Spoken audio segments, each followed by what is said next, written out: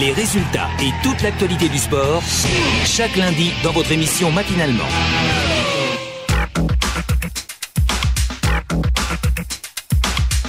Le lundi matin, vous le savez, nous parlons sport sur Style FM et on parle bien sûr football américain. Et pour cela, nous sommes comme chaque lundi matin par téléphone avec Rodolphe des Dragons de Poitiers. Rodolphe, bonjour. Bonjour Samuel, bonjour tout le monde. Tu as passé un bon week-end, ça va bien? Un très bon week-end, un peu froid, mais comme vous l'avez dit, mais ça va. Bon, un peu de neige ce matin sur les routes du département, donc attention si tu dois prendre la route pour aller travailler, mon ami Rodolphe.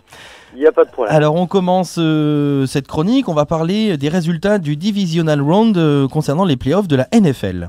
Oui, donc ce week-end a eu lieu, comme tu l'as dit, la Divisional Round de la NFL. Donc tout simplement qui est le vainqueur de sa division. Et sans surprise, c'est les quatre favoris à la victoire au bout du Super Bowl, je veux dire. Donc c'est-à-dire les Broncos face aux Steelers qui l'ont remporté sur un score raisonnable, 23-16. Ensuite les Patriots ont arraché la victoire face aux Chiefs, au Kansas Chiefs, 27-20. Les Carolina Panthers qui eux tout au long de la saison ont mis des grosses branlées à tout le monde, on va dire ça comme ça. Ouais. Et ils ont continué. Ils ont mis un 31-24 contre les Seahawks, à savoir qu'à la mi-temps il y avait 31-0. Donc Carolina est vraiment très très fort cette saison. Ah, ils ont remonté Les Cardinals sont allés vaincre les Packers de Green Bay, qui sont menés par Aaron Rodgers sur le score de 26-20. Donc globalement c'est des scores assez serrés. Bon, toujours les Carolina qui mettent plus de 30 points par match, mais ça annonce, on va dire, des finales de conférence. Donc la conférence AFS contre la conférence NFS. Donc entre eux ils vont se faire des finales, je veux dire, en deux équipes d'AFS, donc Broncos contre Patriots et Carolina contre Cardinals, qui se rencontrent le week-end prochain pour savoir qui est le champion de la division, de la conférence. Et après, le 7 février, c'est le Super Bowl. Donc une finale qui sera retransmise chez votre partenaire, j'imagine. Tu as tout à fait raison, en centre-ville, le fameux bar australien, voilà. Alors on va continuer cette chronique, on sait que le début des matchs de Division 2 nationale a commencé, on va faire un point sur les scores si tu le veux bien. Oui, donc ce week-end a eu lieu la première journée de Division 2 nationale. Donc donc tous les matchs se sont joués, non, pas tous les matchs, pardon. Il y a juste deux matchs qui ne sont pas joués, donc les Léopards de Rouen contre les Mousquetaires de Châtenay-Malabry. Donc les Léopards ayant un terrain en herbe et puis des conditions en Normandie un peu rudes, on va dire ce week-end, donc terrain impraticable, ils n'ont pas joué. Sinon dans cette conférence Nord, les Caïmans du Mans face à Amiens ont fait 12-12. Et les Molosses d'Asnières, donc qui eux sont descendus de Division 1, donc de l'élite, sont allés facilement s'imposer face aux Pigargues de Troyes sur le score de 34-7. Les Corsaires d'Evry sont allés eux s'imposer assez très facilement aussi face aux Météores de Fontenay-sous-Bois sur le score de 24-0. Et dans la conférence Sud, donc le seul match qui ne s'est pas joué, c'est les Falcons de Bron. Donc Bron, ça doit être la région autour de Lyon, je crois, comme ça. N'ont pas joué face aux Hurricanes de Montpellier. Parce que tout simplement ça va jouer le week-end prochain. Sinon Saint-Étienne a perdu face à Grenoble 12-21. Toulouse s'est fait battre par Nîmes, les Centurions, et les Ironman de Cannes sont allés ont perdu chez eux face aux Aigles de Chambéry. Voilà ce qu'il en est à peu près, donc des scores qui sont logique au vu des différents apports qu'il y a eu tout au long de la saison, mais c'est que la première journée de Division 2, donc ça devrait normalement peut-être un peu varier les week-ends prochains. Voilà, ça va encore évoluer, et sachant que c'était la première journée et que c'est le début du championnat. C'est ça. Alors on va parler à présent des stats du prochain match de Poitiers qui opposera les Dragons face au Lion. Oui, donc pour la première journée de Division 3 nationale auquel est engagé Poitiers, l'équipe senior. Donc ils vont rencontrer les Lions de Bordeaux chez eux.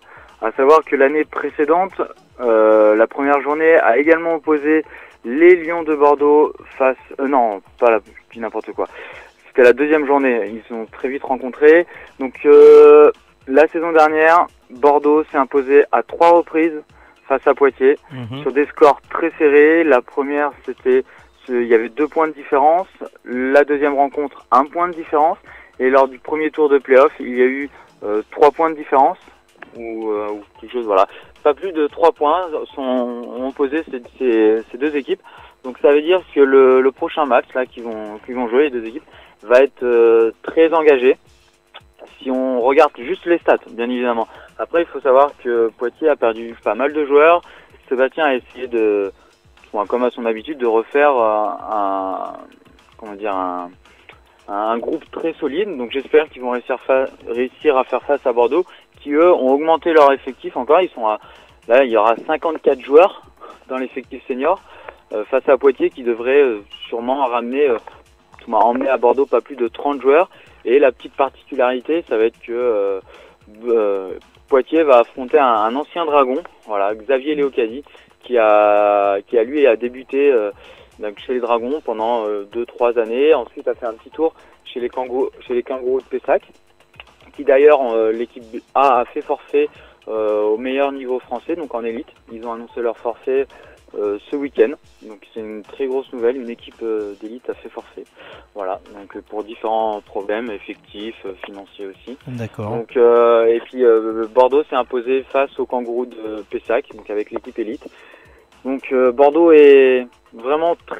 être très très dur à battre cette saison.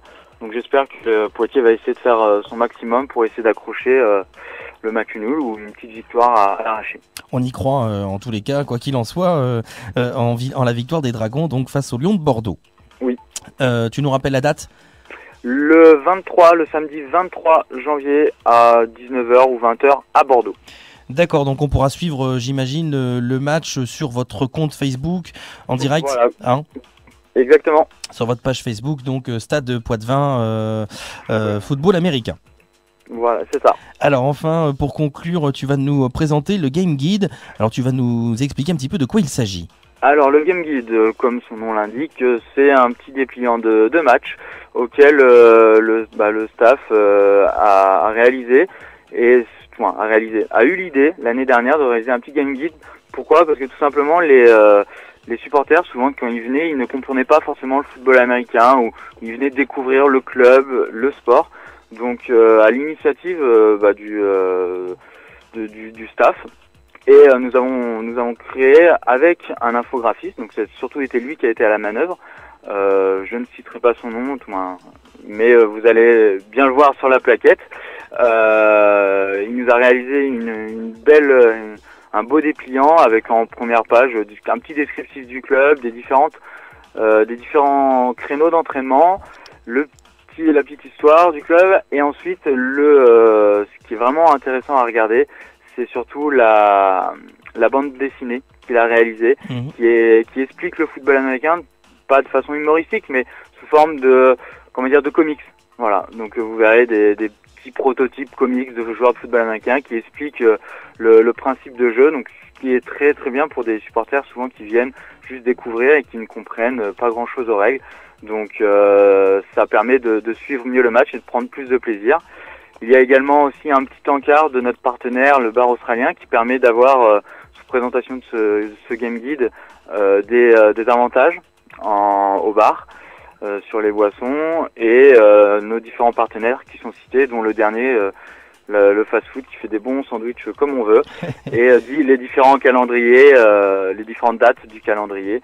Donc c'est vraiment un Game Guide très très complet, et on a plaisir, nous, du staff, à le donner aux supporters qui viennent voir, ou aux différentes entreprises quand on passe dans leur boutique, à leur laisser pour qu'il y ait encore un maximum de monde qui viennent voir les Dragons jouer au football. C'est uniquement en impression papier, ou ça sera aussi en numérique sur les réseaux sociaux ?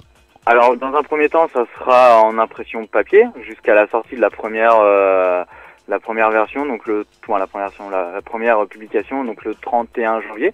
Vous pourrez la voir. Après, on va sûrement le sortir en version numérique pour que tout le monde puisse profiter du Game Guide, de voir, de comprendre et de découvrir.